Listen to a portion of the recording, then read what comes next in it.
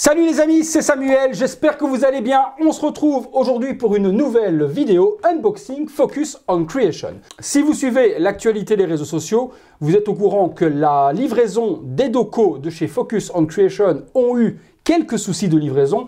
Ne vous inquiétez pas, on en parlera à la fin de la vidéo. Pour ceux qui s'intéressent, on aura un petit débat, vous et moi, là-dessus. Ma boîte, à moi, elle a souffert. La partie que vous voyez là devant est intacte. Par contre, ce qui se passe derrière est plutôt moche à voir. Je vous montre l'état de mon carton, dans quel état il est arrivé. Vraiment explosé. T'es beau, toi? Oh putain, qu'est-ce qu'il fait là, lui? Tu pensais pas faire la vidéo sans moi, quand même? Salut tout le monde, c'est Mike Tigra. On est parti pour la vidéo.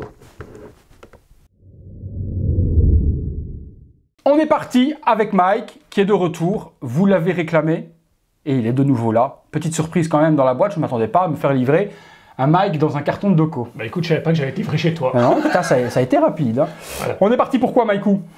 Bah écoutez, on va vous présenter aujourd'hui une statue de chez Fox Studio, la Balance, donc Doco de la Balance, une statue qui est vraiment attendue avec impatience par les fans tout simplement de Senseiya ou les Chevaliers du Zodiaque, ça dépend comment on intitule le nom du manga, et c'est une statue vraiment qui mérite son petit coup d'œil. C'est une statue qui va être différente, en tout cas de mes attentes, pour la simple bonne raison, on en avait déjà discuté dans les vidéos précédentes, c'est un personnage que moi j'aurais aimé plutôt avoir en totem qu'en personnage. Dans l'arc sanctuaire, on ne le voit pas du tout sous cette forme, ça reste comme le Sagittaire.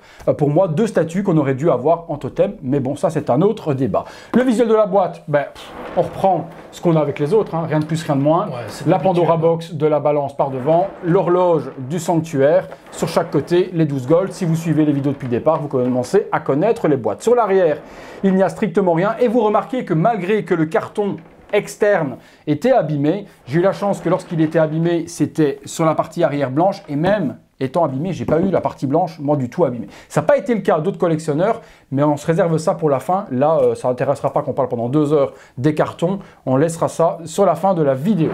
On va vous montrer ce qu'il y a. On peut soulever qu'elle est très grosse la boîte. Hein. Elle est plus grosse que les autres. Pourquoi? Parce que le contenu qu'on va découvrir ensemble est quand même beaucoup conséquent. Voilà, il y a beaucoup plus de pièces par rapport aux statues précédentes avec le papy doco et autres. On vous montre ça, on ouvre tout de suite. Comme toujours, à l'intérieur, la petite enveloppe avec le petit art print, hop, qui est là. On a doco, la Pandora Box et puis un joli dessin avec un visage justement masqué de doco. C'est plutôt pas mal. Voilà, j'aime bien ces petits artworks à encadrer dans un petit cadre. Regarde. Ça fait très pro, hein. C'est joli. Le dessin est plutôt propre. Et derrière, tu as encore le petit logo qui n'est pas vraiment officiel, mais qui dit que c'est leur produit, leur propre produit. Ça fait label d'authenticité malgré que c'est un produit, on le répète, qui est sans licence. Et on le répète de nouveau comme toujours. C'est pas du tout une promotion du fabricant, mais une ouverture et un unboxing personnel d'un achat que j'ai effectué moi-même. Les scratchs, ça c'est l'idéal. Ça fait très pro également de pouvoir avoir ça qui cercle la boîte. Puis la boîte était scotchée. Moi je l'ai juste ouverte pour vérifier qu'il n'y avait pas de casse avant l'ouverture. Le dessus, on retrouve base, temple, papy doco, la Pandora Box, le corps, le buste. Énormément d'items par rapport aux versions précédentes. On avait généralement le personnage et le temple. Ici, on a c'est fourni, hein. On a des choses en plus. Pandora Box sur les golds, c'est la première fois qu'on en a une. Et le socle a l'air quand même assez conséquent. Et lourd. Et c'est très lourd, très lourd. On sort les petites pièces et on vous montre ça tout de suite. On est bien là. Allez, on est parti pour le montage. Et comme d'habitude, on commence avec la base. La base, c'est la base. La base, c'est la base. Sur le dessous, on retrouve le visage de doco, Focus on Creation Studio, Gold Saint, les petits patins antidérapants comme d'hab, comme les grands, comme les vrais, comme les pros. Très lourd. Hein. Bon, la base est très lourde, forcément elle est en résine pleine. Ouais. Et par-dessus, on peut vous le constater comme nous, et en même temps dans le visuel, quand je vous parle, ils nous ont fait un travail titanesque. Alors, magnifique. Elle a plu, et elle a déplu cette base. Ouais. Pourquoi elle a plu? Par la résine transparente, etc. ou autre. Pourquoi elle a déplu? Par l'aspect de perspective. C'est l'aspect de perspective que beaucoup n'ont pas trop compris en fait. Voilà, on va pas nous faire une cascade qui fait ou un 50 mètres de haut. Voilà. Machin, il aurait fait plus haut que l'Athéna ou autre. Non, moi, les perspectives, quand elles sont bien réalisées, comme c'est le cas là, ça ne me dérange pas. Quand ce sont des personnages qui sont en perspective, comme du Dragon Ball qu'on a déjà vu, où on a un tout petit Goku, parce qu'on a un énorme Freezer qui est en train de lancer une boule, et qu'on a un petit Goku qui fait la taille de mon pouce, ça, je trouve ça naze. Pour des décors, et pour ce qu'ils ont réalisé là, moi, personnellement, ça me va parfaitement. Il y a le... C'est un background en fait, hein? Oui, c'est un décor. C'est un décor de fond en perspective. On a la chute des 5 pics. C'est 5 ou 7 pics? 5 pics. Hein? 5 pics. 5 pics. Ouais, donc, qui est représenté, où généralement Papidoko se pose et Shiryu s'amuse à mettre des coups de poing dans la chute du dragon pour la faire ressortir et faire apparaître sa Pandora Box et son armure. Moi, c'est géré de mettre la résine transparente. Elle est vraiment, vraiment transparente, qu'on voit clairement à travers.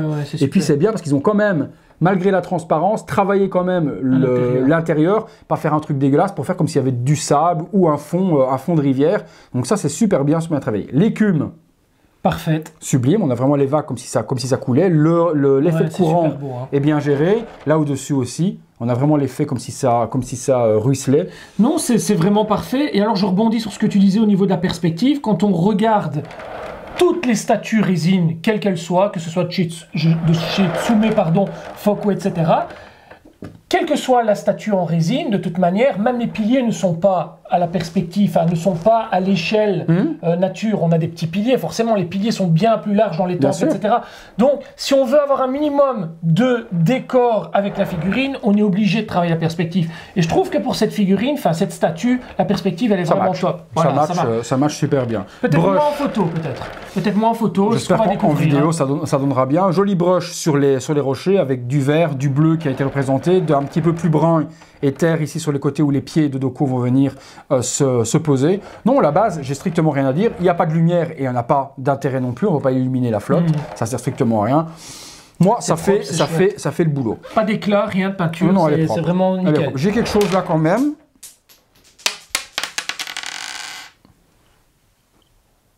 Les genouillères. Les genouillères.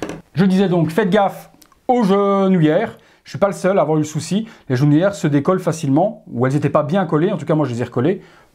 Là, ça ne bouge plus du tout. Bon, on peut enfin découvrir le corps de ce Doko. Chaque fois que je reçois une statue Fok Gold, c'est une claque. Hein. À chaque fois, c'est level up. Hein. Sur la peinture, à chaque fois, on monte d'un niveau supplémentaire dans les ombrages. C'est magnifique. Dans la peinture et autres. Même le corps, hein, regarde, il y a des ombrages au niveau du corps, il y a des nuances, etc. C'est vraiment pas mal. Hein. Les ombrages, tu vois, à chaque fois, la ligne qui te donne tu vois, la ligne noircie qui te donne tout le... Ils ont vraiment travaillé ça en cohérence avec les armes. Avec l'arrière, en fait, pour avoir le reflet. Avant de l'assembler, peut-être qu'on va mettre les objets ou autres. Il y a peut-être des objets à mettre dans le dos, je vois. Il y a des trous. Pas de cap. Ah oui, il n'y a pas de cap. Sur celui-là, puisqu'il a les espèces de bâtons de Tomfa dans le dos. C'est ça. Il n'a pas de cap. Je crois qu'il y en a deux dans la gamme qui n'ont pas de cap. Il y a lui... Et il y en avait un autre que j'avais vu, mais ça ne me parle pas comme ça de premier gamme. Non, c'est ça. Ils ont tous des caps. Non, ils ont tous des caps. Le Sagittaire. Sagittaire n'a pas de cap à cause il n'a pas de cap, ouais, il n'a pas de cap. Il a les ailes, il a un bébé à bras, mais il n'a pas de cap. Pas de cap. Oui, donc c'est bien les deux qui n'ont pas de cap. Magnifique, franchement, c'est une vraie tuerie. Et alors, très important, ils ont vraiment mis les armes à l'arrière, voilà, sur les côtés, etc. Non, on est vraiment sur magnifique. Et la pose est vraiment hyper bien représentée. Mais c'est ça que j'aime bien, moi, quand je fais des vidéos avec mon mic, c'est qu'au moins, on a un expert du posing. Et quand une statue, il y a quelque chose qui est foiré, on en avait discuté avec le Gémeaux, il faisait comme ça avec sa main, il cherchait sur son bibelot ou attraper quelque chose, ou ils ont corrigé carrément une pose charismatique de dingue avec Evil Saga. Evil Saga est sublime.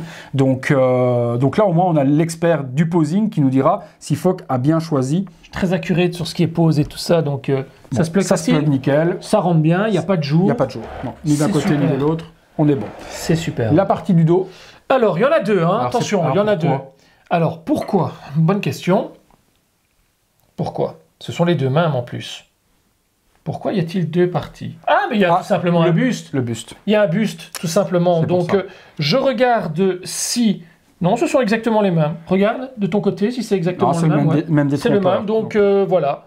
Il n'y a pas vraiment de choix à faire, donc tiens. Avant de monter tout ça, je vais peut-être mettre les petits... Les petits accessoires sur la figurine. sur le socle, parce que sinon je vais être emmerdé peut-être. Ah, le petit sapin, il y a de la verdure. Il y a des sapins, enfin il y a des petits arbres qui sont en perspective également. Touchez pas, c'est vraiment du flocage collé dessus. Ne mettez pas à boire aussi, ça sert à rien. Allez-y doucement lorsque vous allez les plugger et surtout, trouvez où est-ce que ça va se plugger. Normalement, il y a un petit trou ici, ils sont là. Ils sont là. Ah, tous les deux là? Ouais. Ça nous change des trous de la Vierge. Ouais, où on avait eu du mal, malgré qu'on était des pénétrateurs de compétition. C'est ça. Donc il y a des détrompeurs, il y en a un qui est plus petit que l'autre. Donc vous ne pouvez pas vous planter. Planter, ce que tu viens de faire. Planter les choux à la mode de chez nous. Voilà, vous ne pouvez pas vous planter pour planter les arbres. Donc voilà. Le plus gros par là et le plus petit par ici. Je remets du coup papy. Non, pas papy. Si, papy quand même, parce qu'il est quand même vieux. Moi, il me dérange les arbres. C'est un truc qui m'avait dérangé. Moi j'aime bien. Ah, on en avait déjà parlé, mais moi. Oui, non, moi j'aime bien. Ça donne de. Après, tu peux ne pas les mettre, tu vois pas les trous. Hein. C'est pas. Ouais, mais je sais pas. Il y a un truc qui, on dirait les petits choux. Je sais pas. C'est. Ah non, c'est des arbres japonais. Mais ouais, mais enfin, il y a un truc qui me dérange. Voilà, j'aime pas trop. Voilà. Les parties du dos. On va mettre la partie du dos. Attends, hop. Donc là. Orangé pour les deux bâtons. Ces deux bâtons-là, ils ne se sentent pas en un seul, si. Hein. Quand tu les déboîtes, souviens-toi sur la mid-clotte, tu ne peux pas les assembler Non, je pense qu'ils... Attends, c'est deux bâtons de combat pour se battre. Oh, je ne sais plus, en fait. Les armes de la balance, elles sont tellement complexes que je sais... C'est aimanté de ouf, donc ça ne bouge pas. Les bras, on retrouve les deux boucliers sur chaque bras. Alors, très bien de souligner un petit truc, c'est que les boucliers sont de taille normale.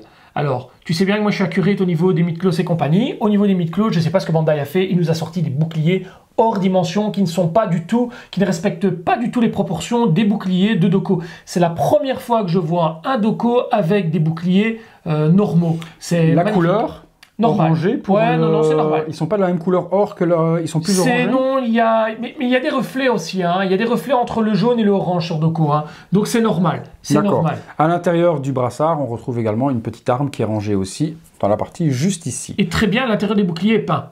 Ouais, c'est soigné, très bien. Et peint et dessiné aussi. C'est pas uniquement plat. C'est vraiment. C'est parfait. C'est creusé. C'est vraiment comme parfait. Une coupole, quoi. Ouais, non, c'est du bon travail. Une fois encore, on est vraiment sur quelque chose de nickel, ça déborde pas entre l'or et entre la partie peau.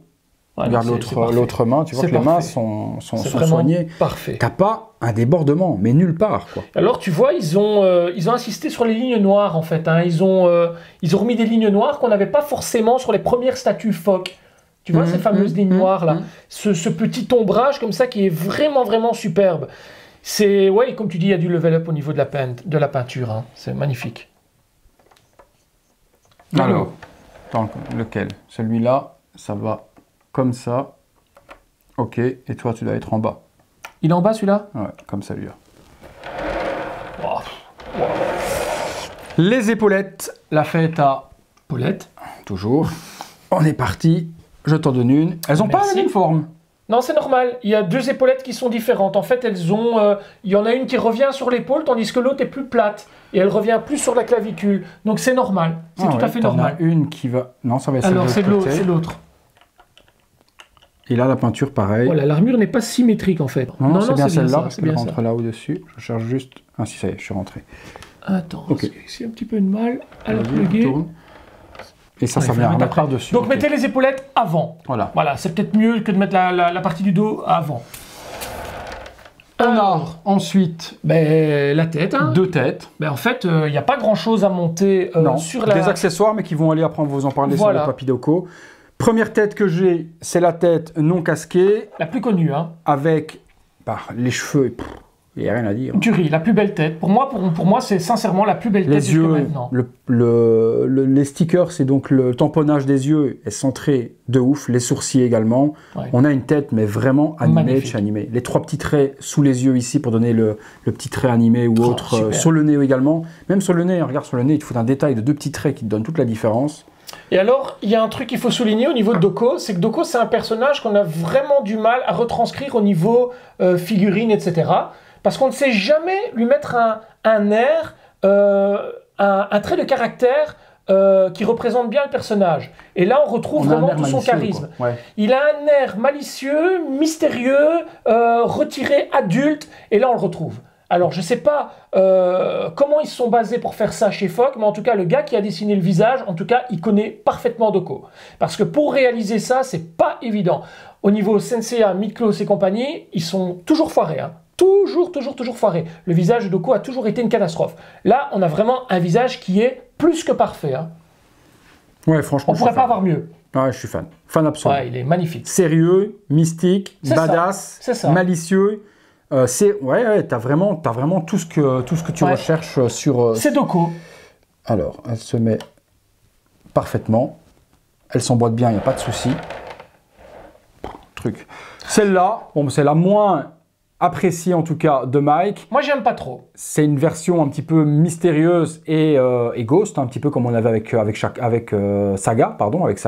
Tu veux que j'explique pourquoi j'aime moins? Ouais, dis-moi. Parce qu'en fait, la version de Doko en version ghost, moi, je l'aurais plus vu avec un visage totalement noir. Comme ils ont fait avec le ghost du Gémeaux. Mais alors, dans ce cas-là, j'aurais mis les bras aussi en noir. J'aurais mis un deuxième jeu de bras noirs.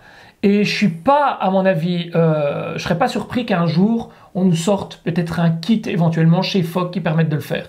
Ça ne m'étonnerait pas. Moi, j'aurais aimé pouvoir déclipser les cheveux, un petit peu comme on fait d'autres trucs, déclipser les cheveux et pouvoir mettre le casque aussi bien sur la tête réelle de Doko que la tête ghost.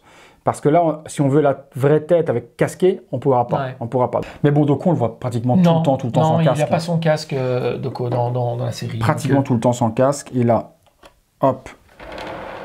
Là, moi, j'aime pas du tout. Alors là, très honnêtement, si tu veux un avis objectif, pour moi, ça casse toute la statue. Autant elle est à ce niveau-là avec l'autre visage, autant là, elle est sur le buste. Voilà, la petite tête sur le buste, ma foi, ça peut être bien.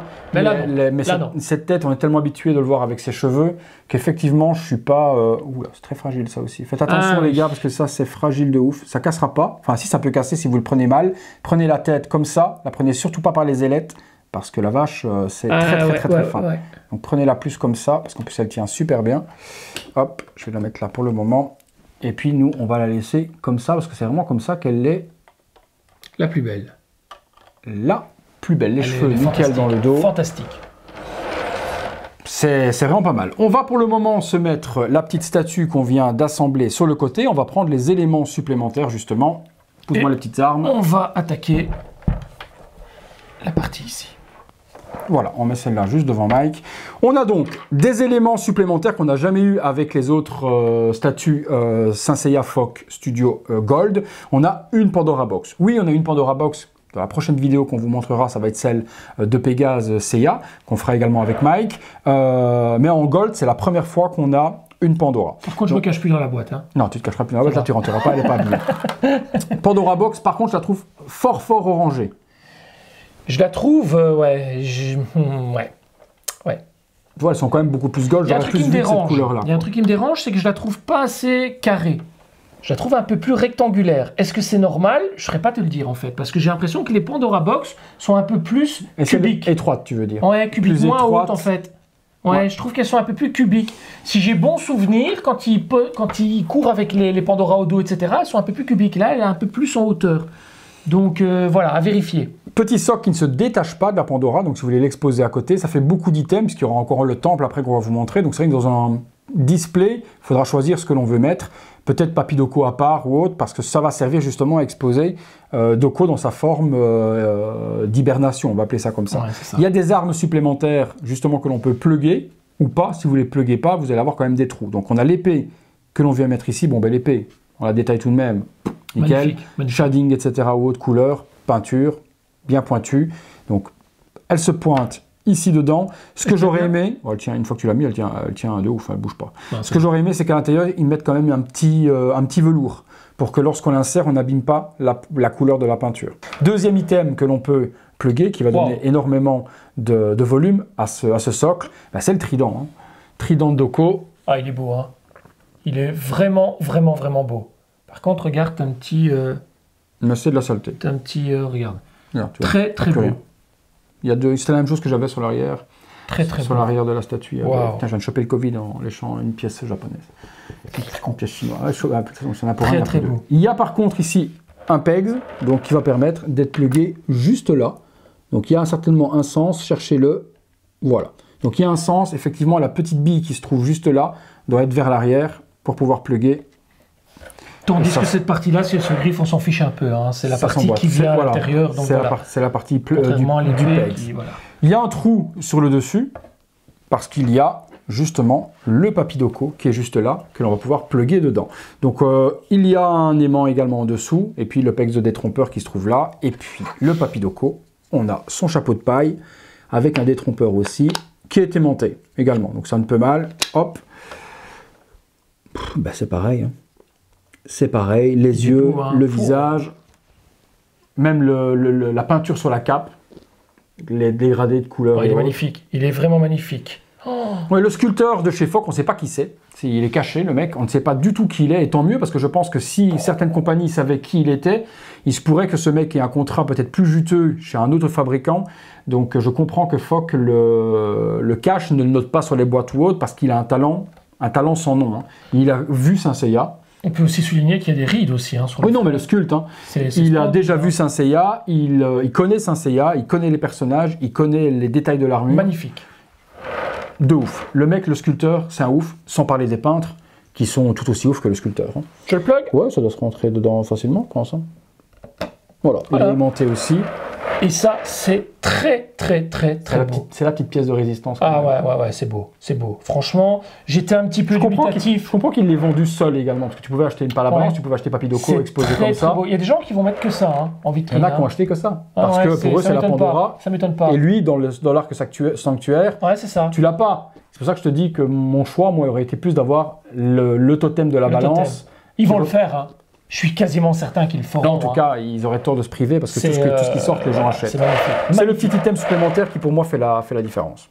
Ça, c'était la version de luxe. Hein. Il y avait la version de luxe où vous aviez le Papidoco, vous pouviez acheter la balance seule. Un peu plus cher, hein, je pense, cette version-là. Celle-là, toute complète, on dépassait les 650 € facilement. Il y avait quand même beaucoup de choses. On a ensuite, donc, on met ça également ici sur le côté.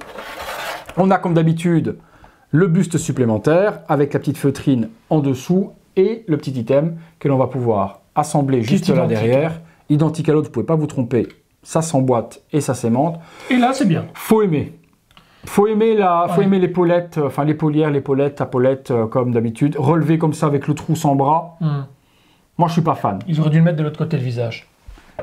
Tourner un peu de l'autre sens, dans un autre 3/4. La tête, tu veux dire, comme ça? Ouais, ça aurait peut-être été plus pas. Non. Non, c'était bien comme ça, mais l'épaulette, ils auraient dû la mettre droite. L'épaulette, ils l'ont mis dans le même sens que la statue. Ridicule. Ça servait à rien, il fallait la mettre droite pour avoir les deux épaulettes droites, quoi. Ça, c'est un peu con. C'est la facilité, en fait, ils sont simplement... S'il y avait eu un bras, s'il y avait eu un bras additionnel pour pouvoir repluguer le bras et qu'on ait un buste avec un seul bras, oui, ça aurait une utilité. Là, ils ont cherché la simplicité, c'est le même buste que ça. C'est le même moule, hein. Voilà, ils n'ont pas cherché à comprendre. Qui est collé là et qui est séparé là. Et ils ont rebouché le trou ici. Et ils ont rebouché le trou, point final. Donc ça, c'est juste une économie. Mais bon, ça permet au moins d'exposer déjà le HS supplémentaire sans laisser la tête sur le J'ai envie de dire, à la limite, si on n'a pas ça, qu'on a ça, c'est déjà bien, quoi. C'est vraiment, on a deux choses, quoi. Deux choses complètement... Tout à fait. Petite plaque, comme d'habitude, c'est la Pandora Box, avec la balance. De l'autre côté, l'étoile du sanctuaire. L'horloge. Et c'est la version européenne que j'ai, américaine. Il y avait 230 exemplaires, et c'est le numéro 110. Il y avait également une édition qui existait uniquement en Chine, avec équivalent au niveau des numéros. Le petit socle cristal, comme d'habitude, pour venir exposer son numéro. On termine par... un truc super sympa. La dernière chose. Oh, la vache, par rapport aux autres, j'étais surpris. T'as vu, je l'ai pris, je m'attendais à ce que ce soit hyper lourd, parce que les autres sont quand même super lourds. Là, il est ultra léger. Il est plus petit, hein. Il respecte carrément les temples, parce que c'est vraiment une forme totalement différente des autres, qui sont plus en longueur. Là, on a vraiment hexagone. 1, 2, 3, 4, 5, 6. C'est ça, hexagone. Pentagone. Non, hexagone, c'est 6. 6, voilà. 6. Hexagone, petite partie d'excroissance sur le dessus. À nouveau, on a le logo de la balance là au-dessus et le petit logo de la balance par devant. Par contre, celui-là, différent des autres, n'espérez pas pouvoir poser votre buste par-dessus. Ah oui, parce que souvent, ça va pas le faire. Souvent, les gens utilisent le petit temple pour poser le buste, hein, tu vois. Ici, avec la petite chapelle, c'est pas faisable. Et même si vous essayez de le mettre par devant, ça ne tiendra pas. Oh si. Ça tient. Si, j'ai rien dit. Ça dépasse. C'est un peu moche. Du coup, tu sais pas le mettre derrière? Et derrière non plus, non. Ça tombe. Non, il est tombé. Vous pouvez le mettre devant, mais bon, ça dépasse, c'est un peu moche. Donc là, c'est vrai qu'en plein milieu, sur le petit temple, ça aurait été cool, mais le design, de toute façon, du temple ne permet pas de faire ce petit display. Bon, moi, j'ai une question à te poser. Non. Tu la classes comment? C'est une question que j'aime bien poser.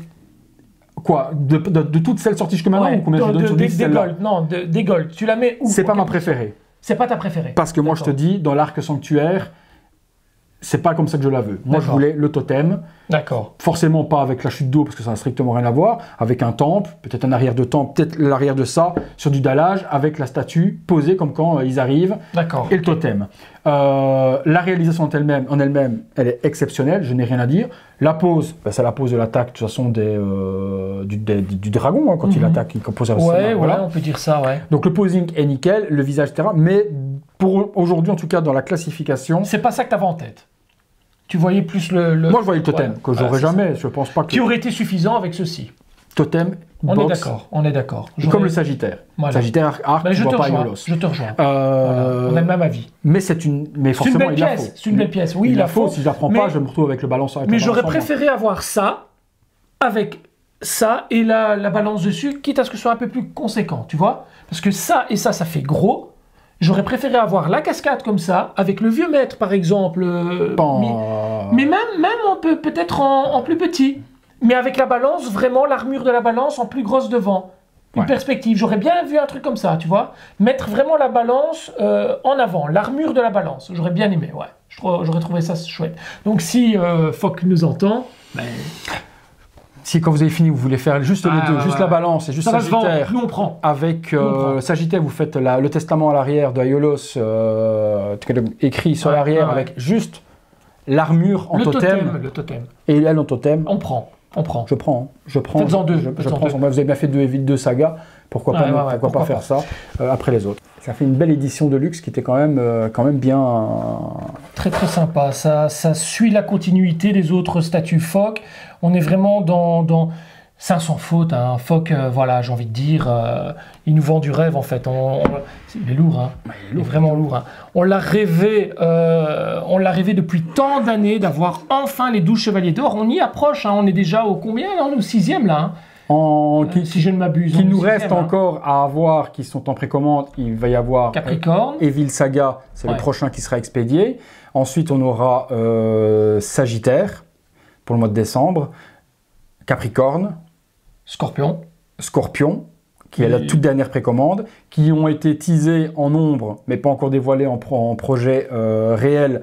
Il va y avoir Mu du Bélier, Deathmask du Cancer, et puis il restera Camus du Verseau. Ah, lui, j'ai hâte. Il reste réellement 3 à découvrir, dont on ne sait pas encore, et le Grand Pop, forcément, il compte faire le Grand Pop aussi.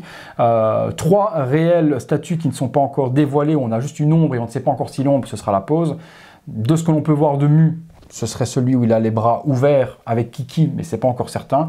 C'est une ombre pour le moment. T'as déjà vu des visuels? On a un nouveau qui est sorti hier. Ah, j'ai pas vu, Une nouvelle plaque complète. Ah, super, je vous mets la plaque juste là devant que vous puissiez la voir. On a la nouvelle plaque mise à jour avec les 3 suivants. Et d'accord, les poses à quoi pourrait ressembler. Totalement différente la pose du Cancer si on se fie à cet ornement que nous montre Fock. On a une pose totalement où Tsume avait le doigt avec le trou noir. Là, non, on est sur une attaque avec un bras comme ça qui serait relevé un petit peu différente, un petit peu stylé Pégase. Camus aurait les bras ouverts pour faire l'extinction de l'étoile. Il est debout, Camus, ou il est... Ah, super. Et il y aurait Kiki en plus, forcément, ça c'est logique. Et pour le Verseau, on a du mal à voir. Le Verseau, j'arrive pas à voir quelle pose ils vont lui donner pour Camus. Mais là, à dévoiler, il ne resterait plus que 3. Donc je pense que pour fin 2022, même peut-être avant. Non, parce qu'ils alternent quand même. Et ils ont raison. On va en discuter également. On va partir plus dans la partie débat maintenant, parce qu'on a fait un petit peu le tour. On va parler un petit peu de plein de choses qui intéressent généralement également les collectionneurs. Hein. La partie statut, c'est fait, mais la partie débat où on débat tous les deux intéresse également. Ils ont raison d'alterner avec d'autres personnages entre et pas finir la gamme des Gold directement. Pourquoi? Là, c'est le commercial qui va vous parler. Moi, je suis commercial de métier. Et dans l'âme, c'est mon métier. Si ils font tous les gold, les personnes ne vont pas être intéressées pour acheter autre chose derrière. Parce que les gens veulent faire les gold en premier.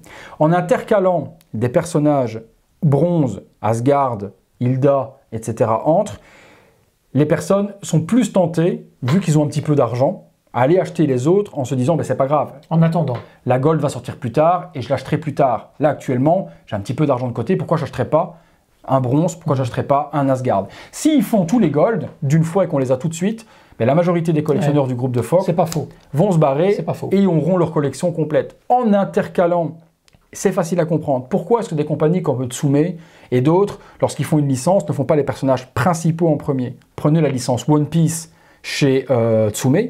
Eh bien, Luffy n'a jamais été fait. Parce que c'est le personnage que tout le monde attend. Pourquoi Pégase arrive maintenant, après autant de personnages Gold? Parce que c'est le personnage que, voilà, les bronzes V1, c'est les personnages que les gens attendent. Ils auraient pu commencer par les 5 bronzes. Mais est-ce qu'ils auraient vendu tous les Gold avant? Pas forcément. C'est une technique commerciale. C'est une technique commerciale. Si Tsume avait sorti Luffy directement en One Piece, les gens achetaient Luffy, ils ont leur personnage principal ou autre. Tandis qu'en sortant les autres personnages, les gens achètent en se disant Luffy va arriver, mais en attendant, j'ai de l'argent, je prends. Donc ça, c'est totalement commercial. Ça ne plaît pas peut-être aux collectionneurs, mais il faut comprendre que Fox n'est pas là pour vous faire plaisir. Même s'ils le font, ils sont là en tout premier lieu pour faire tourner leur société et gagner du pognon. De la même manière que Bandai pour les figurines, Mythos et compagnie. C'est logique. C'est du commerce. Donc c'est pour ça que pour moi, on finira les Gold fin 2022. Ce sera peut-être long. Et entre-temps, par contre, on ne va pas rester avec un trou sans rien. On va avoir le Iki qui va arriver bientôt en précommande. On a eu Saori avec la statue d'Athéna. On a eu Hilda déjà, et on va certainement avoir un guerrier divin. C'est comment celui avec les 2 têtes de dragon? Siegfried, d'Alpha. Voilà, je ne revenais plus sur le nom. Siegfried sera certainement le premier à sortir. Et puis, en même temps, quand les Asgard vont être un petit peu avancés, avant de les terminer, nous sortir du Thor de Gamma, les Poséidon vont arriver, les Chevaliers d'Argent. Les V2.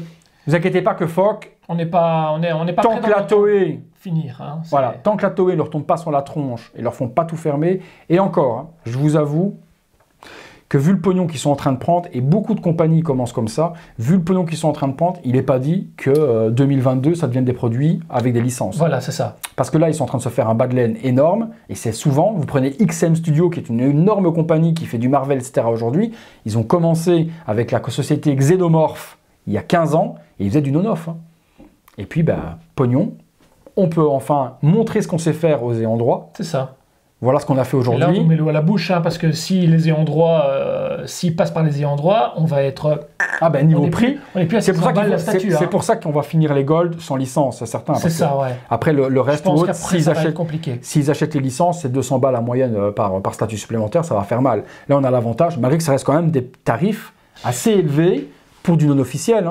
Une statue comme ça, on est presque à 650 ou 700 euros. Bon, celle-là, elle est quand même super complète. Un Pégase, on était quand même pratiquement à 500 balles. C'est pour ça que je disais, hier, j'ai fait aussi une vidéo, et je disais dans la vidéo, un truc qui est quand même assez important, c'est que, sans cracher sur Tsume, bien sûr, je ne crache pas sur Tsume, loin de là, on a longuement critiqué Tsume pour la lenteur de ses sorties, mais ça nous permettait notamment de mettre de l'argent de côté, de pouvoir faire ces petites enveloppes. Non, ça te permettait surtout de mourir 10 fois avant de finir ta collection. Oui, mais ici, je trouve que ça va malgré tout un peu vite. Voilà. Ah non, mais pour le commun des mortels. Là, il faut suivre parce que c'est une sortie, une précommande le même mois. Voilà, on n'est pas tous. C'est dur financièrement pour sortir une figurine déjà par mois, c'est compliqué. Alors quand il y en a 2, si on veut pas se rater, il faut vraiment faire parfois des. Ils sont dans l'urgence. Et je pense qu'ils sont dans l'urgence parce qu'ils ont peur. Qu'on leur tombe dessus. Qu'on leur tombe dessus. Et je comprends pas aujourd'hui qu'on en soit à autant de statues sans. Voilà, qu'ils en sortent 3, 4. Là, ils vont nous faire un set complet, 5 bronzes, 12 gold, sans qu'on leur tombe dessus. En 2 ans de temps. Faut pas me dire qu'il faut pas se foutre de ma gueule, quoi. Faut pas me prendre pour un con. La Toei est au courant. La Toei est au courant et il doit y avoir une enveloppe qui passe en stommeling quelque part. C'est des suppositions, hein. Je vous annonce rien d'officiel dans ce que je dis là, mais c'est pas possible qu'une compagnie comme ça n'ait pas des dessous de table ou n'ait pas des gens placés quelque part pour continuer. C'est trop bien fait, c'est trop bien fait. On n'est pas là devant un produit qui est approximatif. On est là vraiment, très honnêtement, on est là vraiment devant des produits qui sont réellement aboutis. Que ce soit le pen, que ce soit la direction artistique, que ce soit les décors, que ce soit la matière utilisée, parce qu'on est là, on est vraiment devant de la résine pleine. On n'est pas vraiment, il n'y a pas de polyester, il n'y a rien, il n'y a pas de fibre, il n'y a rien. C'est vraiment on est vraiment devant de l'objet limite, on pourrait avoir un label authentique dessus. On n'y verrait que du feu. Ouais, Sauf que, voilà, au niveau portefeuille, vous remettez 300 boules, en fait, sur chaque statue, quoi, en fait. Ouais, voilà, non, et puis ce fait également que Focus, sans leur frotter la balle, sans leur sucer le sgeg ni quoi que ce soit, ont quand même cette capacité. Aujourd'hui, beaucoup disent ils ont attrapé le boulard. On va arriver également dans la partie après du carton des expéditions. Je vais vous expliquer mon point de vue là-dessus aussi. Ils ont attrapé le boulard énorme. Ils font sold out sur toutes leurs statues, donc on peut leur demander. Le patron, c'est un ci, c'est un là. Bon, moi, forcément, je fais des vidéos, j'ai une bonne relation avec eux qui s'est installé, parce qu'au début, comme tout le monde, ils me parlaient mal. Je vais être honnête avec vous, je lui posais des questions, ils m'envoyaient chier, comme tout le monde. Puis forcément, c'est du business également. Ouais, c'est ça. Je ne paye pas mes statuts moins cher que les autres. Ça, je ne vais pas vous mentir, je n'ai pas d'avantage chez eux ou autre. J'ai peut-être l'avantage de les avoir un petit peu plus vite, les expéditions sont plus vite chez moi aussi, hein. pour avoir l'exclusivité de faire les vidéos avant tout le monde et que vous puissiez voir un petit peu ce que ça donne. Là, j'ai quand même un avantage d'avoir une expédition rapide. Voilà, j'ai une expédition rapide. Il faut comprendre que derrière, moi, il y a du travail, il y a la vidéo, il y a une certaine sorte de publicité sans l'aide, puisque c'est quand même mon objet que j'ai acheté. Doco, je ne l'ai pas plus rapidement que tout le monde. Les frais de port à l'époque, en tout cas, où j'étais en négociation avec eux, etc. Les frais de port étaient trop élevés. Plus de 300 balles pour la faire expédier, vu le poids et toutes les parties. Je l'ai eu en lent, comme tout le monde. J'ai parti le 27 août. Pégase, forcément, j'ai un petit avantage de pouvoir l'avoir avant tout le monde. Je crois qu'on est peut-être 2 ou 3 à avoir déjà reçu en Europe la Pégase. Certains ont payé 300 € de frais de port pour la Pégase. Moi, pas. Donc ça, c'est encore différent. Mais derrière, comprenez qu'il y a une chaîne YouTube et que forcément, il y a quelque chose. Il y a une alimentation derrière. Il y a quelque chose derrière. Voilà. Maintenant, qu'ils aient pris confiance ou autre, les produits, ils peuvent prendre confiance parce que les produits, on les kiffe. Vous êtes nombreux à les critiquer sur les autres groupes, à dire qu'ils sont ci, qu'ils sont là ou autre. Mais vous êtes les premiers, quand il y a une précommande, à peine qu'il l'ait mis, cliquez en criant « Oh my God, you're the best » et j'en passe. Donc, si vous les critiquez derrière, critiquez-les devant. Maintenant, vous savez qu'ils ont le ban facile, vous les critiquez sur leur groupe, vous dégagez, vous irez acheter vos figurines ailleurs. Ce ne sont pas justement les seuls à vendre ces figurines-là, et on va arriver au problème des packages. Sur Doco, ça a été un massacre. Il y a actuellement pas toutes les réceptions, mais il y a beaucoup de réceptions qui sont arrivées avec des colis très endommagés, dont le mien. Je n'ai pas fait exprès de faire un trou pour faire passer la tête de Mike, je l'ai reçu comme ça, vraiment déchiré, et je me demande comment. Une autre personne, elle l'a reçu avec le polystyrène complètement explosé, les pièces d'armure pétées à l'intérieur. C'est une première, hein. C'est la première fois. Vraiment une première fois chez Foc, hein. mais on va expliquer le pourquoi. Je ne sais pas si tu le connais. Ah non, pas du tout. Mais je vais te l'expliquer et tu vas comprendre et tu vas faire des yeux comme ça. Ah bon. Parce que les victimes, c'est Foc et c'est nous-mêmes. Hein. Mais tu vas comprendre l'histoire parce que moi, l'histoire, je l'ai et je peux vous l'expliquer par A plus B, vous allez voir. Ben... Certains où il est exposé, Nini Manga, dont on parlera également dans une troisième partie de vidéo parce que je veux mettre des choses au clair avec Nini Manga également vis-à-vis de ce qu'elle prend dans la gueule actuellement sur les réseaux sociaux. Faut qu'on en parle. Il y aura une partie dans la vidéo, on parlera de ma copine de Nini Manga également. Les statues, quand elles partent de chez Focus, je vous mets les visuels là devant, là voilà, que vous puissiez voir comment sont les boîtes quand elles partent et qu'on les voit embarquées dans les camions de transport. Elles sont nickel chrome, il n'y a pas de scotch orange, il n'y a rien du tout, la boîte elle est sublime, il y a le scotch vert de sécurité chinoise qui dit qu'il ne faut pas ouvrir, etc. ou autre, de la douane, elles sont parfaites. Donc quand elles quittent Focus s'amuse pas à faire des photos dans le camion en train de partir pour décharger 250 statues derrière et s'amuser à abîmer les boîtes pour les expédier après.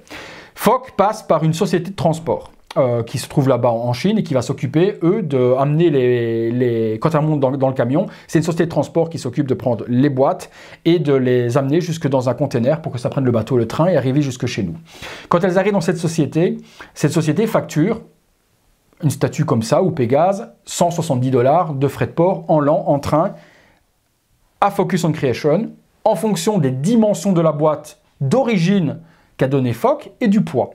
Les boîtes, aujourd'hui, sont facturées, non pas au poids, mais ce qu'on appelle au poids volumétrique. En résumé, la dimension de la statue multipliée par 5000, c'est un calcul chimique qui est fait, un calcul savant qui est fait de ouf, et qui fait que si le poids volumétrique dépasse le poids réel sur la balance, c'est le poids le plus haut qui est facturé. En résumé, une statue comme Pégase, par exemple, elle fait peut-être 18 ou 15 kg en poids balance, mais poids volumétrique emballé, elle en fait 27. Donc, on facture sur 27 kg. D'accord. Parce que c'est le volume qu'elle prend dans un container et pas le poids. Ah, c'est hyper intéressant ce que tu dis. C'est le volume. En fait, le volume que prend dans un container, c'est lui qui est facturé et pas le poids sur une balance. Parce que le container pèse 2 tonnes, 3 tonnes, sur un bateau, ils sont contre-fiches. Quand ces boîtes arrivent chez Foc, quand ces boîtes arrivent chez le transitaire, qu'est-ce qu'il fait le transitaire? Il sort la boîte du carton et il sort toutes les boîtes des cartons et il regarde par rapport aux protections que met Focus on Creation autour de la boîte. Vous êtes nombreux à avoir reçu vos boîtes sans plus aucune protection polystyrène tout autour, sans les coins de mousse ni rien.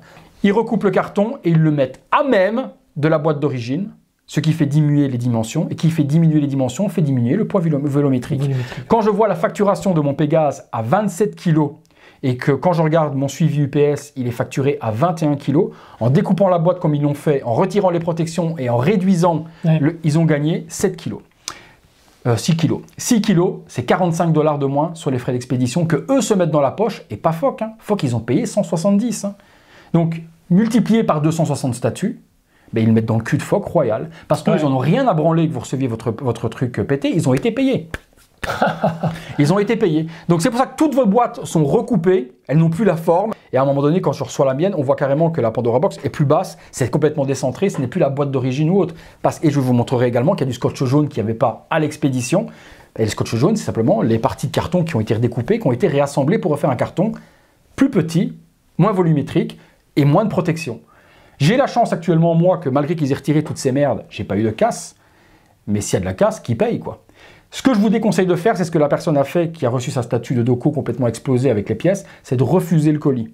Vous refusez le colis, PayPal ne vous protège pas. Un refus de colis, vous perdez la protection de PayPal, de 1. De 2, vous ne pouvez pas utiliser l'assurance du transporteur. Pour utiliser une assurance de transporteur, vous devez accepter le colis, signer en mettant les mentions reçu, et vous prenez des photos avec le livreur, etc. Reçu défectueux, avec carton abîmé, les pièces sont cassées, etc.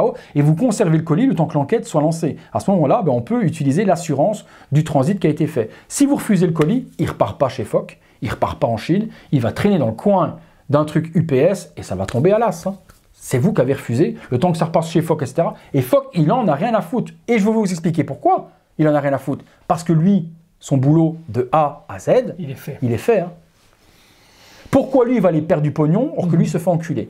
J'en ai discuté avec lui longuement. Je pourrais vous mettre les logs de conversation parce que ces derniers jours, ça a fait un drama. Vous avez été nombreux à aller sur les autres groupes, à aller poster les photos. C'est inadmissible, ils n'indemnisent pas, etc. Ou autre.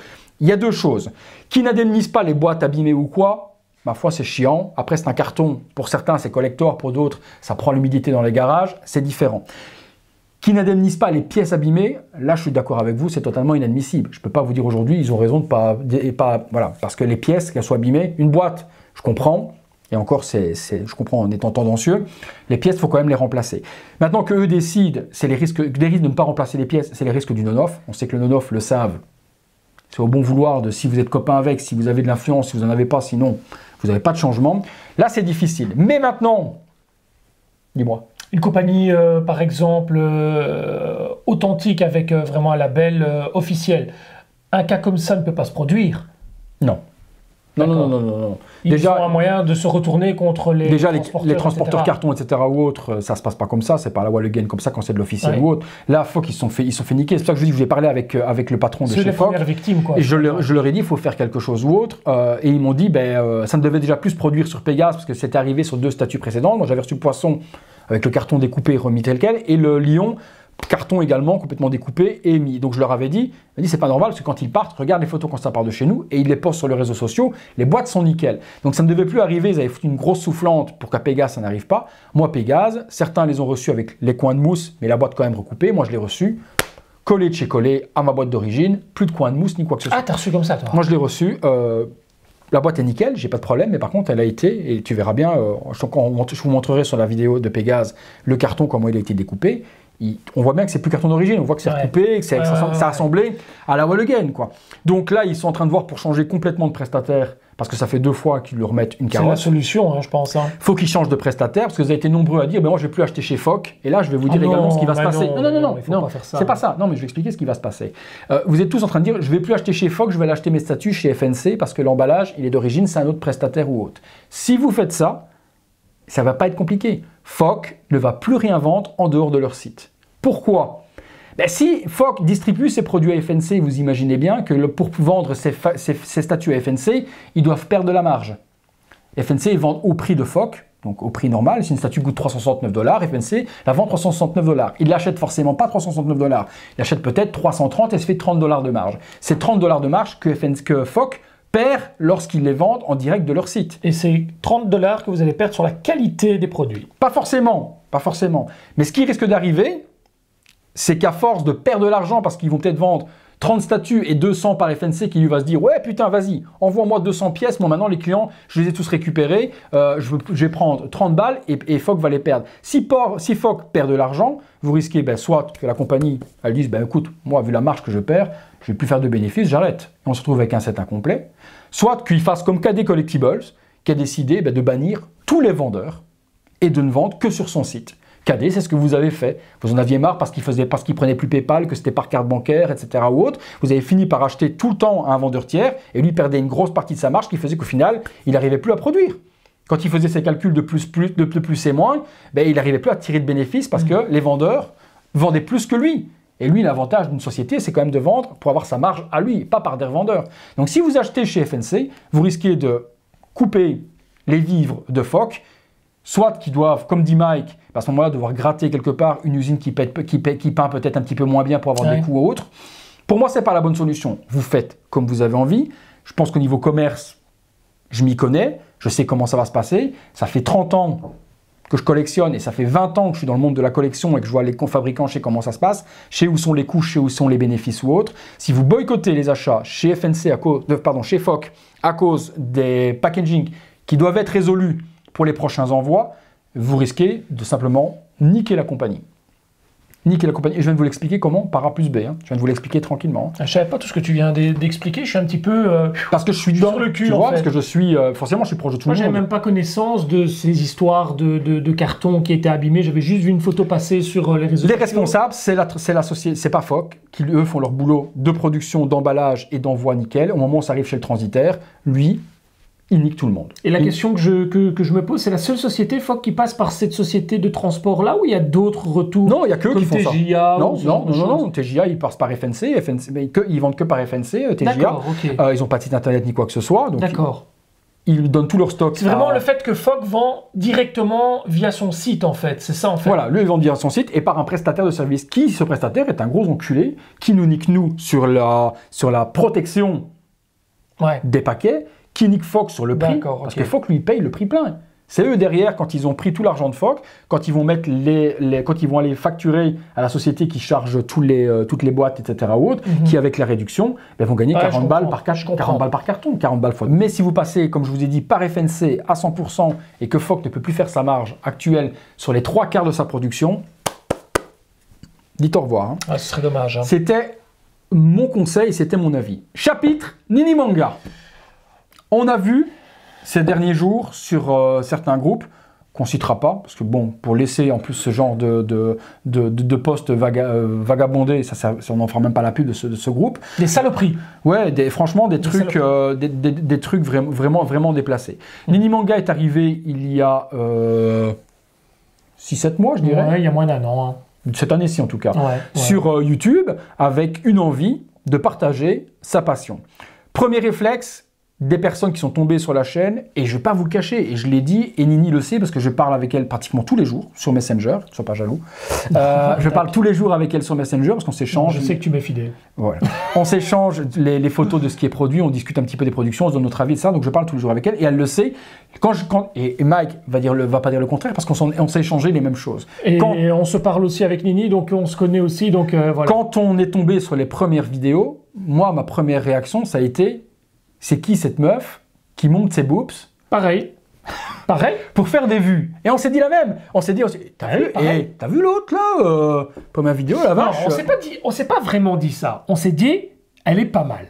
Oui, non. Elle est pas mal. Oui. Wow, on était un peu surpris quand on voit pas des chauves à moustache, barbus, à moustache faire des vidéos, qu'on voit des gars comme moi ou qu'on en voit d'autres, etc. Voir une femme.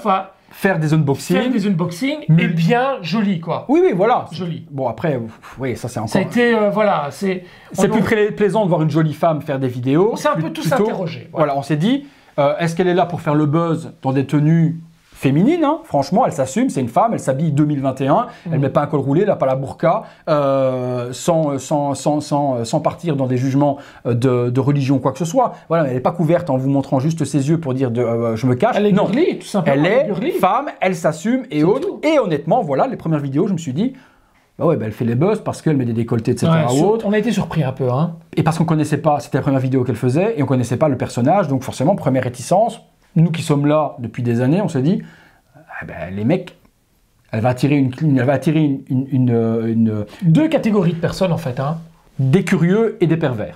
Voilà. Et Moi, des passionnés, donc 3. Moi, je vous avoue que les premières minutes, j'étais plus dans la catégorie pervers. Hein. C'est vrai? Ah oui, au début. Aussi. Ah, mais d'accord. Au début, quand je t'en ai regardé, par moment, j'avais curieux. quand même du mal à me concentrer sur la pièce qu'elle montrait. C'est vrai que j'avais l'œil qui se perdait. Ce qui est logique, nous sommes des hommes, et si les femmes voient cette vidéo, excusez-nous, nous ne sommes que des hommes. D'autres vidéos ont suivi, toujours dans des tenues qui correspondaient soit au personnage, etc. ou autre. Et là, j'ai commencé tout doucement à détacher mon regard d'homme, et plus à m'intéresser à ce qu'elle montrait, à écouter ce qu'elle racontait. Et je me suis dit, en fait non, c'est une femme. Elle est passionnée en fait, c'est complètement de la passion. Qui sait de quoi elle parle, qui collectionne vraiment des pièces de dingue. Elle a un budget de dingue également pour les pièces qu'elle présente, parce qu'elle nous fait des fois deux vidéos sur la semaine, elle a des statuts à 3 000 €. Ouais. Donc tant mieux pour elle, et j'en suis vraiment, vraiment fier si elle réussit bien. Plaisir.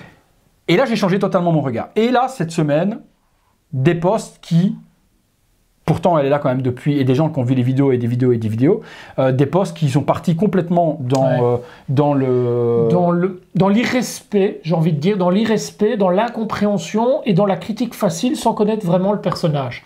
Et moi, j'ai vraiment envie de... Je rebondis là-dessus aussi parce que c'est un truc... moi, j'ai beaucoup réagi sur les réseaux sociaux suite à ça. Je me suis fait pas mal d'ennemis, j'ai eu pas mal de discordances avec certains parce qu'on me traitait d'hypocrite, etc. Ben non, je suis pas du tout hypocrite. Non, parce que j'ai dit la même chose, je suis pas hypocrite parce que j'ai eu la même pensée au début. J'en ai parlé à ma femme aussi, mais je lui ai dit, qu'est-ce que t'en penses? Elle m'a dit, elle est jolie, elle s'habille bien, elle présente bien, elle parle bien. Ben, je dis, voilà, ben, t'as une réaction normale.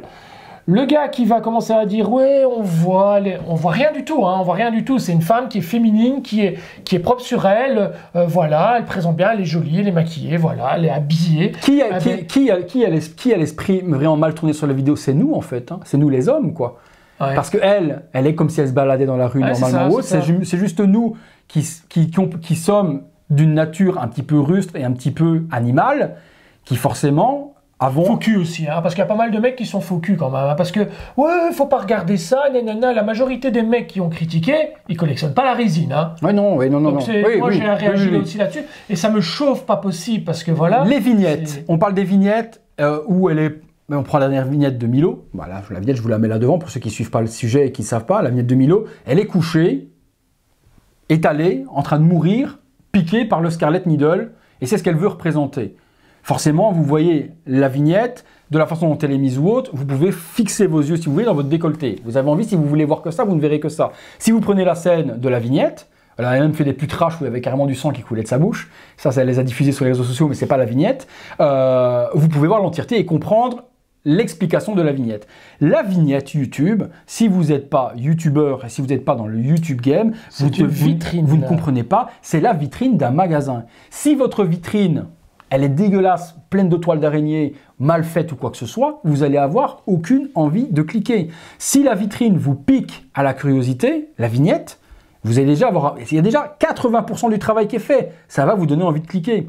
Les vignettes de Nini Manga, ou mes vignettes à moi par exemple, ou mes titres putaclic, si on peut les appeler comme ça ou autre, c'est fait comme ça. Comme un article de journal People ou n'importe quoi, qui va vous faire acheter la couverture parce que vous avez vu le titre, Patrick Bruel, son cancer, machin, il s'est marié, il l'a trompé, et vous allez acheter votre magazine par la couverture. C'est ce qui nous prend le plus de temps en plus à travailler. À réfléchir surtout. Ah ouais, c'est compliqué. Et le titre, hein. C'est compliqué. Trouver un titre accrocheur et une vignette, il n'y a rien qui fonctionne mieux sur ma chaîne que les vignettes drama et les titres putaclic. Hein. C'est ça. C'est moi, depuis que je mets ma tête en vignette aussi, donc je fais du facecam maintenant et je mets ma tête en vignette, ben, je remarque que tout le monde se barre.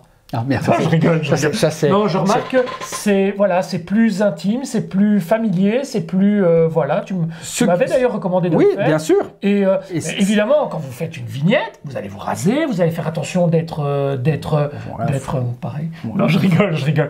Non, mais vous allez, vous n'allez pas être crado avec les ongles sales ou quoi. Vous allez essayer de. Sérieux? Moi, je comprends rien à foutre, moi, la vignette. C'est vrai. Toi, ça marche. Oui. Moi, j'ai obligé de faire ça, tu comprends? Oui, il faut. Tour sur une minute que tu montes ta tub. Mais donc, on revient sur une vignette aguicheuse, un titre aguicheur. Malheureusement, on en est arrivé à là. Pourquoi? Parce que c'est les réseaux sociaux qui vous ont transformé comme ça. C'est triste à dire, hein, mais aujourd'hui, que ce soit les émissions TV, que ce soit les articles, que ce soit n'importe quoi, il n'y a que le drama, il n'y a que le buzz, il n'y a que le négatif qui vous fait réagir. On vous met une belle vignette sans titre avec juste le titre de la description de ce qu'on produit avec une vignette du produit. Si les spécialistes et les intéressés vont aller voir parce qu'ils s'intéressent au produit, mais les autres personnes derrière qui pourraient être intéressées sans y connaître, mais qui vont être attirées par cette vignette putaclic, etc. ou autre, ou par le titre, n'iront pas. Si vous mettez ce genre de choses-là, on intéresse les passionnés et également on peut intéresser d'autres personnes qui deviendront peut-être intéressées par la suite. Donc il faut comprendre, c'est le jeu et c'est malheureusement les réseaux sociaux qui ont traversé ça aujourd'hui. Avant, il n'y avait pas tout ça. Hein. Avant, vous vouliez balancer votre voisin, vous écriviez une lettre en découpant des lettres dans les journaux. Hop, vous colliez ça, vous mettiez « ta femme te trompe » avec des lettres collées et vous allez les mettre dans sa boîte aux lettres, quoi. Aujourd'hui, vous prenez les photos, vous mettez ça sur Facebook et vous dites « mon voisin est cocu », quoi. Ouais, c'est ça. Et vous allez avoir 5000 commentaires. Tandis que si vous prenez une photo de votre voisin en train de tenir la main de sa femme et en mettant « mon voisin est quand même très amoureux de sa femme », vous aurez 0 commentaire. Ouais, c'est ça. C'est le drama. Le drama est plus important. Et moi, j'ai vraiment envie de rebondir sur ce que tu dis parce que moi je suis parti dans une rage pas possible. Je me suis vraiment fort mis en colère. Je me suis mis des gens à dos, etc. Je trouve que les gens se permettent de juger assez hâtivement et facilement. Alors, oui, au premier abord, on peut, je reviens là-dessus, hein, on peut dire Nini Manga, c'est une belle femme, voilà, petit décolleté, rien d'exagéré. Jamais un bout qui est sorti sur la table. Jamais. Elle présente son truc, elle le fait bien. Par contre, soyez honnête un petit peu, ça avait été une grosse moche avec un décolleté jusque-là, personne n'aurait rien dit. Voilà. Donc, à un moment donné, il faut un petit peu arrêter d'être frustré, de jouer à la veuve effarouchée et voilà. Sinon, vous regardez plus la télé. À la télé, on voit que ça, des jolies filles, à télé-réalité, on voit dans les émissions, etc., dans les feuilletons, etc. Je vous ai jamais entendu dire « Ah, je regarde plus parce que voilà ». Mais non, c'est quand même plaisant, il faut quand même le dire, d'avoir quelqu'un qui présente bien, qui parle bien et qui a surtout un dialogue qui est objectif et sur les statuts. Qui est crédule, quoi. Qui est crédule. Et crédible. Elle n'est pas là pour... elle sait de quoi elle parle. On n'est pas dans une série porno ni rien, il faut arrêter un petit peu les délires à 2 balles. Elle présente des statuts. Moi, je regarde ses vidéos pour les statuts. Alors, elle est sympa, elle est cool, elle explique bien. En plus, elle manque vraiment cruellement de bol, je sais pas. Je lui ai dit, hein, je dis, toi, t'as marché sous une échelle avec un chat noir dans les mains et t'as marché dans une merde avec les 2 pieds. Hein, ouais, non, parce qu'elle a des casses, pas de bol. Donc, à la limite, ça en devient marrant, sans méchanceté. Ça en devient, on a toujours, tiens, on va regarder une vidéo de Nini Manga. Parce qu'elle va avoir de la casse. Hein. Qu'est-ce qu'elle va avoir, la pauvre. Ça devient un épisode, limite une série. Ça devient, voilà, une série. Il faut arrêter. Il faut arrêter de systématiquement créer un truc autour de ça. Regardez, apprenez à découvrir le personnage. C'est quelqu'un de très sympa, c'est quelqu'un de très correct. Voilà, c'est une passionnée avant tout. Après, je vais vous le dire, on a discuté en long en large avec elle. Vous pouvez la critiquer, etc. Elle s'en fout, hein. Ça lui passe. Elle s'en fout. Donc elle n'a même pas été agressive vis-à-vis des personnes. Voilà. Non, elle a répondu clairement en une seule phrase à un mec. Elle lui a répondu: si tu juges un manga par sa couverture, t'as rien compris. Ben voilà, elle a raison. Apprenez à connaître les gens. Oui, tout le monde, mais elle n'en est pas sa première vidéo. Ça aurait été la première, je peux comprendre ses commentaires, je me suis posé la même question en me posant la même chose et en ayant les mêmes pensées. Aujourd'hui, elle a plus d'une quinzaine de vidéos sur sa chaîne, elle est en train de grandir, elle fait des vidéos à 30 000 vues et autres, et même s'il y a 20 000 vues de pervers, bah, tant mieux pour elle. Ça fait quand même 10 000 passionnés, et c'est ça qu'il faut retenir. Voilà, tant mieux pour elle, parce qu'ils ont quand même été voir, et ça donne de la visibilité et de l'algorithme à sa chaîne, et elle est donc proposée à d'autres personnes, à qui ça va peut-être intéresser vraiment le contenu. Donc, ce seraient les premières vidéos, je pourrais comprendre. Aujourd'hui, quand on s'attarde aux premières, on peut quand même aller voir une deuxième, troisième, et quand on voit la passionnée que c'est, il faut passer outre cet aspect physique. Elle est connaisseuse, hein. Non, mais parce que moi, je connais son âge. Moi, je connais à peu près son âge. Elle est de notre époque. Elle est de l'époque Mais il y a des Saint-Seiya, elle est de trucs, l'époque Dragon Ball, elle connaît les personnages, elle connaît les scènes, elle connaît les clins d'œil, elle a fait la vidéo d'Iki de chez TPA, elle savait que la croix c'était Esmeralda, la fiancée.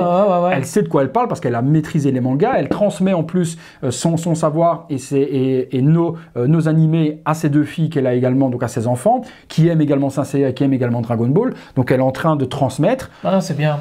Moi, c'est la seule que je regarde avec toi. Où son mari est totalement, lui, plus côté film, etc. ou autre. Elle, c'est manga, c'est animé, etc. ou autre. Et elle aime également du Marvel, du Star Wars, du Lord of the Rings. Interviews et tout, hein, des doubleurs et tout. Non, c'est vraiment une chaîne qui est intéressante. Voilà. Si vous ne connaissez pas, allez voir. On vous mettra. Allez voir. Faites-vous plaisir, même si c'est pour le plaisir de l'œil, allez vous faire plaisir. Si vous aimez ça, vous avez la même chose que l'on a ici, présenté par au lieu d'avoir un barbu chauve, présenté par une très jolie demoiselle cultivée, instruite, et en plus avec de la qualité, quoi, du multicam. Même moi, je fais pas de multicam. C'est ça. Du multicam, des caméras à gauche, à droite, sur différents angles. C'est très pro, et en plus, elle a toujours cette manière d'être dans la thématique. Elle a une complicité, ce que je dis. Bien, elle a une complicité avec le viewer et avec l'abonné.